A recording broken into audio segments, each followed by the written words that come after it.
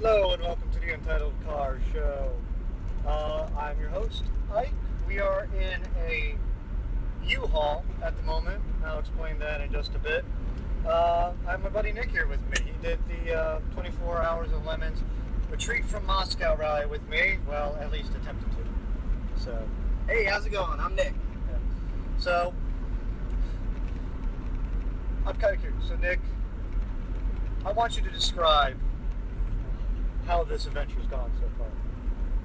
Well, in so many words, it's had its ups and downs.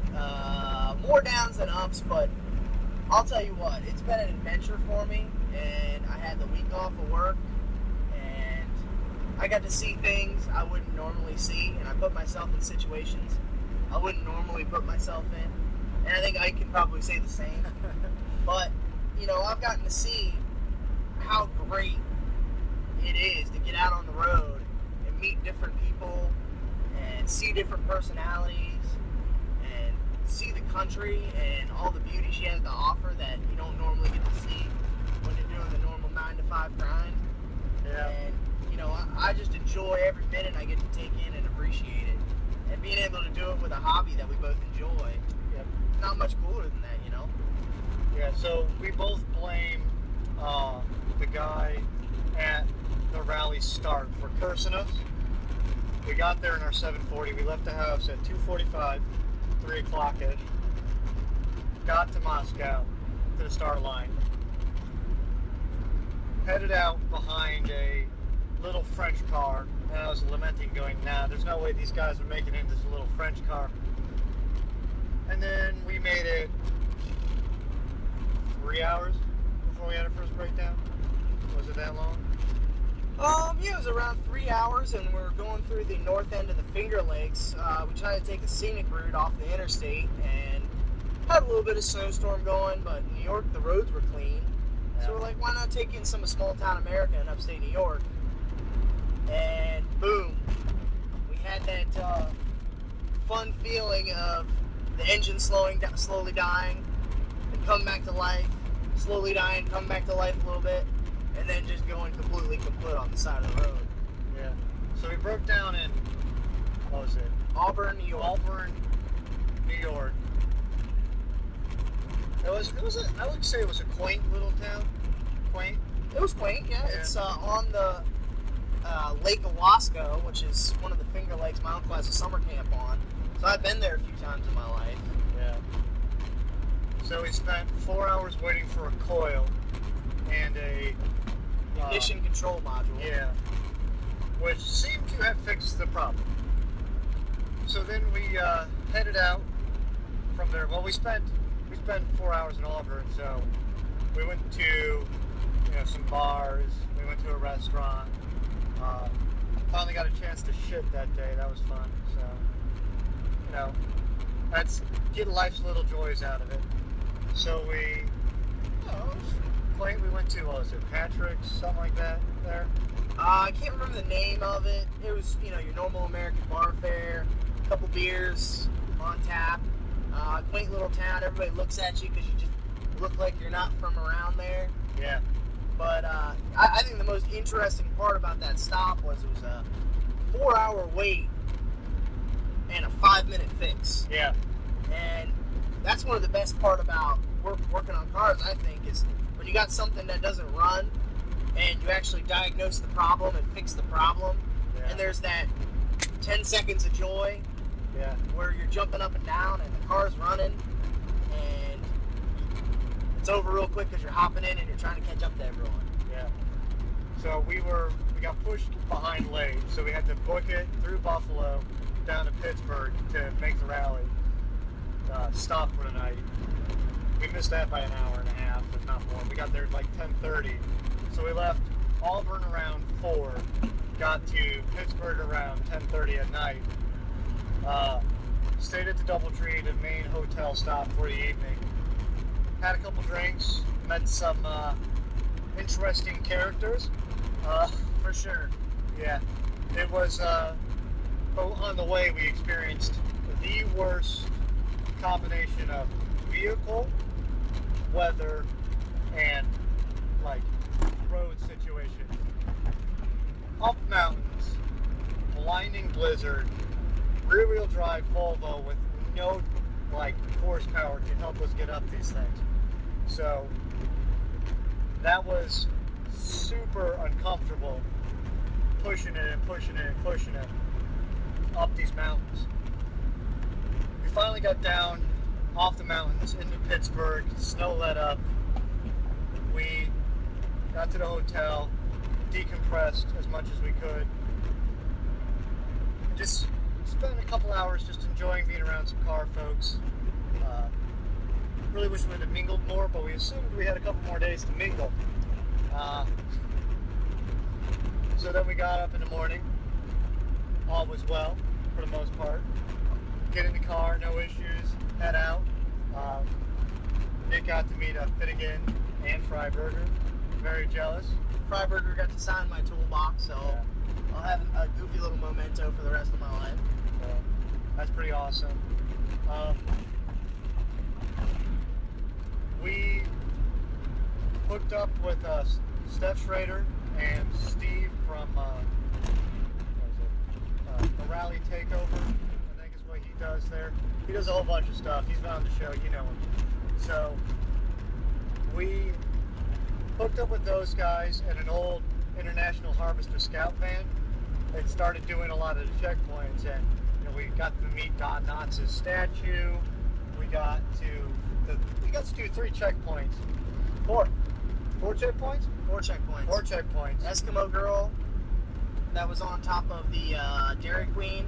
Don Knotts.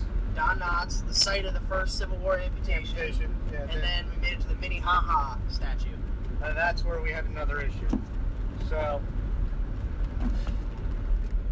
car starts is acting the same way it kind of did before, but not in this, it sounds the same, but it's not doing the same. So we got all the people around us, so we kind of ripped apart the distributor based on what someone else had said, because we're getting spark from the coil, but not spark out of the spark plugs. Take apart the distributor, clean a whole bunch of gunk out of it, throw it back on, think we're good. We're about 30 minutes behind all the other folks, so we're like, well, we got to get out of here and book it. We get out, and we make it 5 miles before it just stutters and dies again. So then we lip it to an AutoZone. They got nothing. The closest AutoZone's 80 miles away that has a part. So we kind of sit there, we clean it up, do the best we can. Eat a pizza off the roof of the car. Yeah, that was fun. Mind you, every time we have to fix the car, it's snowing. It hasn't been nice at all for us to fix it. Truly was the absolute worst weather situation you could be in. Yeah. But 24 Hours of Lemons got their money's worth on choosing that week, but Yeah. because they wanted to make it a challenge, and I think that would have challenged almost anyone Yeah. in the situation we were in. Oh man. But yeah, there's something to be said for some having a car that just runs and runs and runs, and dealing with that stuff on the side of the road is not fun. It's dangerous to boot. Like, Yeah. there was a couple times Ike was under the hood and I was watching, ready to grab him and throw him over the Jersey wall, thinking that a drunk driver or a trucker or somebody high was going to plow into that station wagon. Yeah. Oh, it got super sketchy as the day went on. So I made the decision we're going to try and make it to Asheville, because they had parts in stock. So we left and we started driving, and we got to the point of we turn right, we go to the closest place with the shop, or we keep going straight, and that's going to take us to Asheville. So car felt like it was running good. We got right past that point, and it hiccuped a little bit, and then we were able to make it probably from that point another like 40 or so miles, and then it broke down again, same issue. Stopped at a gas station, cleaned it up, put it back together. Rolled into a gas station. Well, yeah, it rolled into a gas station. It started, I felt it slipping, pulled it into a gas station uphill. It was coughing and sputtering, and it died once we got to the gas station. Cleaned it up again, put it together, went out, tried some more roads. We made it from there probably another 40 miles, maybe, and then it died. fixed it on the side of the road, super sketchy. Trying to fix it, like cars are whizzing by. We're uphill. We got no lights on because we're trying to save battery power. So we get going, make it maybe 5 more miles, and then try and fix it again. And I'm just super frustrated, super broken, super defeated at this point. But I want to get this thing up and running. And I think Nick was like, knew it was dead at that point. So I think Nick knew it was dead about 100 miles back behind them. Elkins, West Virginia is where it finally dawned on me to, okay, this is the point of no return. Yeah. Anywhere we go from here, a mile is a blessing. Yeah. And we ended up being able to squeak probably another 80 or 100 miles out of that vehicle with, tape, gum, and paperclip repairs. Yeah. And a lot to be said for that. We could have gotten 80 miles closer to home, but we went for broke and bit us in the ass. Bit us in the ass, but something to be said for Ike. He's got a lot of stupid cowboy in him, which I can respect. You don't see much of that more in the world. And I was ready to call it quits. I pointed at the U-Haul place in Elkins and said, hey, I can get one of those. Yeah. Let's do it. But we trudged on, and we had an interesting experience. I mean, it's amazing the people that'll pull over to the side of the road and try to offer you a hand in the middle of a snowstorm, pitch black, 10 miles from the nearest town. And, back to what I originally talked about, you just get to meet so many interesting people out there on the road. See the different lives people live, and, people are so generous and nice and helpful. The one resounding thing to me was, I make fun of West Virginia a lot, but hands down some of the nicest folk out in West Virginia. So we got guys pulling up behind us, helping us out.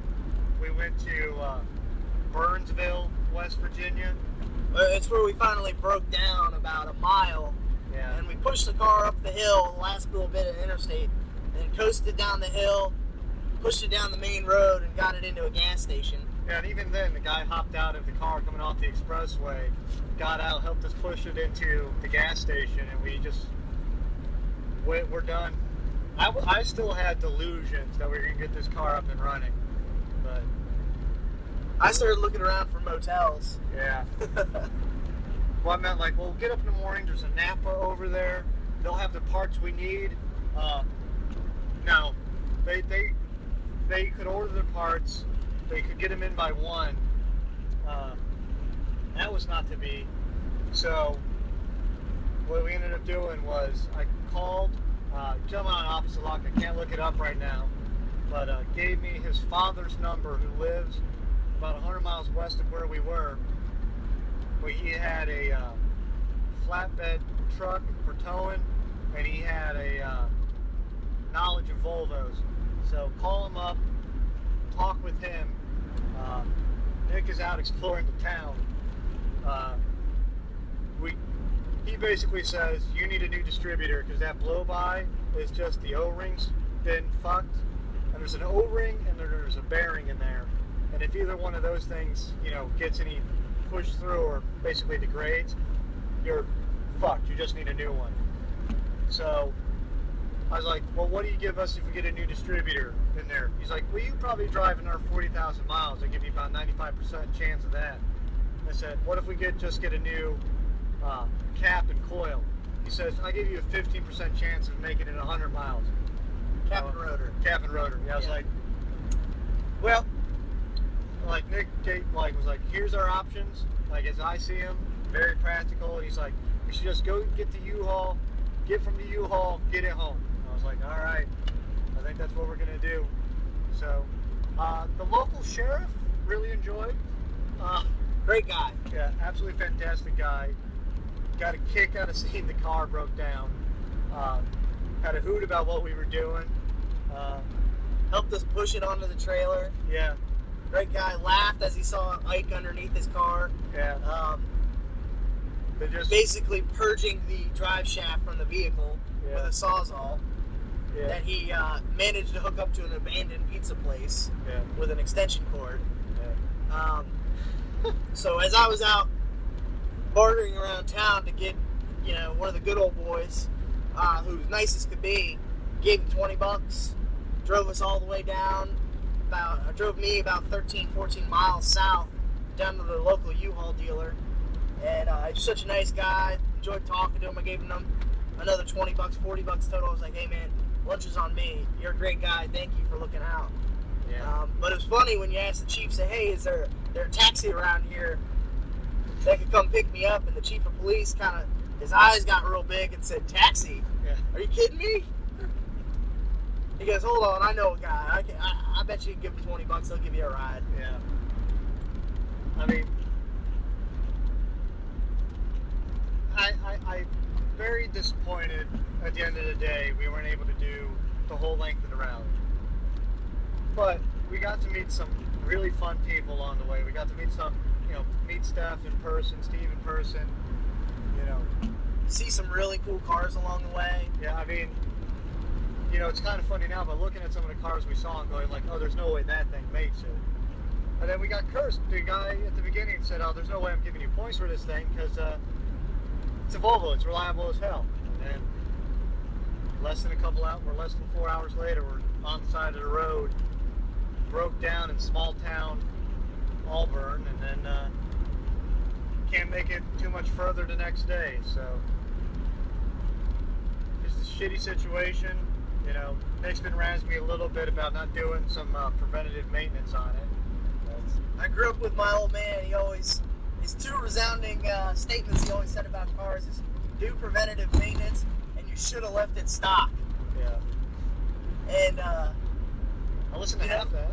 Yeah, that's good advice. It's really good advice. I mean, my father's an engineer. He's a smart man. And what's the fun in leaving everything stock? I agree with you. But that car was 100% stock. It just, one of them stock parts went kaput. So, it's a $20 piece, but when you need it and no one has it, there's nothing else you can do in this world. So. Yeah, there's no gum and paperclip and duct tape fixes for that. No. I think we found that out the hard way, but I'll tell you what, I learned a lot on this trip. I learned a lot about myself. I learned a lot about Ike. Yeah. Learned a lot about mechanics and automobiles, and learned a lot about people. And it's a great country to live in, and getting out on the road and really enjoying it. Yeah. Not that expensive and a lot of fun. It's fun. We gotta do it next year for sure. So gotta make it all next year. I'm really thinking next year taking something like the Fiesta, just something super reliable. I'm only talking about taking Nick's truck, which hopefully that would be super reliable by then. I don't bet on it. But Mr. Regular posted a good tweet about people think this is a bit of a joke, and it's easy to do, and really when you get down to it, driving these hoopties all across America, I mean, from where we start to where we end and then back again is the same as driving from New York to Los Angeles in a car. So at the end of the day, it's a real test of endurance and yeah, fortitude and ingenuity. I mean, it's not Paris-Dakar rally, but you're taking cars. A lot of people's cars there were worse off looking. Who knows mechanically how they were? But these cars are, one guy was driving around a car on summer tires through these mountains. Yeah, that was not fun. Yeah, I imagine. So, I mean, more power to everyone who makes it. I thought it was gonna be kind of a lark. We'll go out, we'll have fun, we'll push these cars a little bit, but it's not gonna be that trying. Especially if there was no snowfall in the forecast. That proved to be not the case pretty quickly.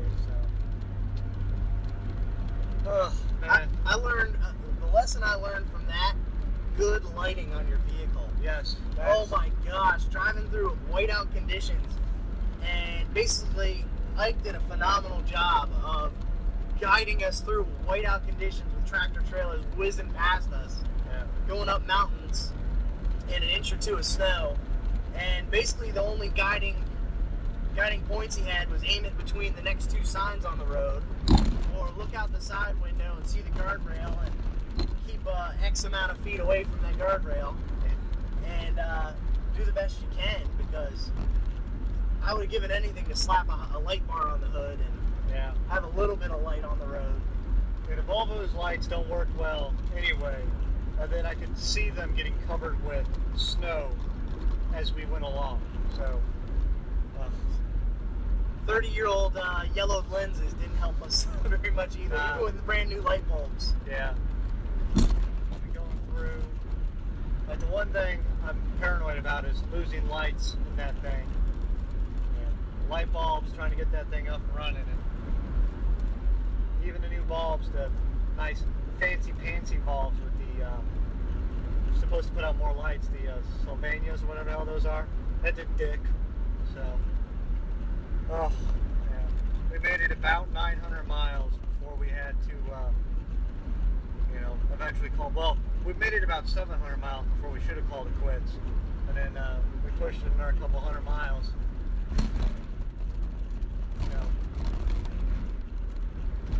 Nick's trying to drop hints, telling me, man, maybe we should just call it a day and go home. And I'm like, well, if we can make it home, we can make it to Asheville. So my biggest fear, which was confirmed after talking to the local police chief, and it was literally a one-horse town. I didn't see a stoplight there, did you? No, I didn't even see a stoplight. Yeah, I didn't see a stoplight. He was the chief of police, and he was the only police officer on duty that day. I think he had one or two more police officers that worked with him. But he's like, man, you're lucky you broke down here. Once you pass the next town, you got 40 miles of nothing. Yeah. He says, if you broke down out there, you were sleeping out there. Yeah. You know, you had no chance of rescue, no chance of making it anywhere. But I was fortunate we got to the seedy, drug-infested motel. Yeah. That was a nice way to end the night. Tried to go to a bar, but locals immediately knew we weren't one of them. We got a guy outside, basically trying to be our best friend, and then we're like, man, we're like, because we're kind of getting sketched out. We're like, we're just gonna go back to the hotel. We're just tired. And he's like trying to fight us, like, that's good. He says, don't you know how rude it is to walk away from this? Yeah. He says, you want to fight? You're walking a little cocky there, boy. Yeah. I said, no, buddy, I think I'll pass on fighting you tonight. Yeah. So just have a good night. Take care. So, yeah. That was an interesting story. I'll enjoy. Yeah. And then it's only one motel in town. So it's like, if he figures out where we're at, what room we're in, put the toolbox with all the tools in front of the door just in case, and a couple of knives, maybe a hatchet laying out just in case someone decides to try something later on in the day. So the toolbox would only slowed his entry through the door for us to throw some things at him. Yeah. Because I knew there'd be a very slow police response. Yeah. I mean, like, the size of this town is literally like you pull in to the town on the off-ramp. We met a nice guy there. Don't get me wrong. Burnsville, we met a nice guy. He helped us go a half mile down the street with all our junk, all our tools, so we didn't have to hoof it there and back. But so we're not ragging on Burnsville, but there was some sketchier residents there who skeeved us out a little bit. So we got the tools there. We got some of our equipment there. We had no internet service for the most part. Nick's phone didn't work. My phone was like old 28.8-bit like dial-up out there. So it was a fun time. It was definitely an adventure. So I definitely want to do this next year. Definitely want to do something fairly reliable. I don't know what to, it might even be, because going and doing it in this car, that was fun, but maybe renting a car next year and just flying back after the event's over, that might just be the way to do it, because, I don't know, I don't want to go through this again next year. I think we went more lemons than most people go. Yeah. And I think that's the cool part is, people took it for face value looking at the Volvo sign, but it's a machine just like anything else. It can break. Yeah. And there's no real way to size of a car just by looking at it and tell, oh, you know, that's super reliable, that's going to make it. Yeah. And, you know, not knocking anyone for saying that, you know. But we knew what we were going into this with, and we knew it was going to be a challenge. And it turned out to be a challenge. Yeah, and like, I'm over here expecting broken tires. I'm expecting to pick up junk. I'm expecting to be in a ditch. Like, there's a shovel tied to the roof. Like, the absolute last thing on my mind is that stupid electrical system. But that's why that goes bad, because that's the last thing you expect to go bad. So, yeah. $20. $20 could have saved us. Yeah. It is what it is. So, I didn't mean to interrupt you. I know you were trying to go on with another point there. No. It's. I have a newfound respect. The few times I've ever been broken down in life, and like I said, you usually always get in an accident. You always break down within 5 miles of where you live. Yeah. That's where you spend most of your time. Yeah. But being out on the open road on a road trip and broken down and being a long way from your resources and people you know, that's tough. Yeah. You know, you're really putting yourself out there. And I got a lot of respect for everybody that went out and did this challenge, because you put yourself out there. When it goes down, it becomes catastrophic very quickly. Yeah. And like the roadkill guys, they got an entourage. And we kind of talked on this a little earlier before we did the podcast. They have an entourage. They got a safety net. You know, worst case scenario, they pull that junk off on the side of the road. They got the title in hand. They sell it. You know, they hop on a plane. They're back in Los Angeles. You know, but they got a follow-up car that they can jump into and get them the heck out of Dodge. Yeah. Everyone else doing this, they don't have that follow-up car. Yeah, everyone's running in convoys, but convoy only does you so good if you do, like, you know, if the car would not have started, you know, maybe we talked to, what was that, Bill over there at the, where we broke down the second time? Bob. Minnehaha. Bob and Minnehaha. Super nice guy. Out of nowhere comes out and offers us his help. Yeah. He says he's not mechanically inclined, but he's got a car and he'll take us to wherever we need to go. Yeah. So, like, getting that sporadic issue we had, that was what killed us, because we thought we had it fixed. Like, everyone else could go on without us. If we would have had no clue what was going on, we're like, hey, Bob, I'm leaving this here. We're going to hop a ride with someone else, maybe. And maybe we could have pushed on that way, but it was not to be. You know, that's what the convoy's supposed to protect you from, and we ended up stranded anyway. So, one of the fun things I learned about Ike on this trip is, you know, and I think he knows it's kind of goofy and kooky, but he believes his vehicle has a soul. yeah. So every time I called his Volvo a turd, or you know, this junk or this garbage or whatever, I got chastised for it. We can hear you. But it was real funny. By the time we made it to Elkins and we went to the Minnehaha, it was like a Native American store where they sold all kinds of Native American gifts and souvenirs and whatnot. And I said to myself, well, for leaking all over these people's parking lot and them coming out and being so nice to me, I got to at least buy something from them. Why not buy a dream catcher? Maybe if I buy this true Native American dream catcher, it'll catch some of this bad juju that's been infecting the soul of the Volvo. Dreamcatcher didn't help me out, but I got a neat little memento from the trip. Yeah. But you know, it was neat. One of the things, anyone that helped us, I always offered them a cigar or something like that to try to, hey man, thank you. I don't know how much I owe you or anything, but here's at least a cigar you can enjoy and laugh about pushing us off the side of the highway. Yeah. You know? Yeah. It was good. Are we getting close to the exit? Yeah, we're not too far. Alright, well, I'm going to go ahead and end this episode here. We'll pick up maybe a little later with myself. So, say goodbye, Nick. See y'all. All right. Have a good one.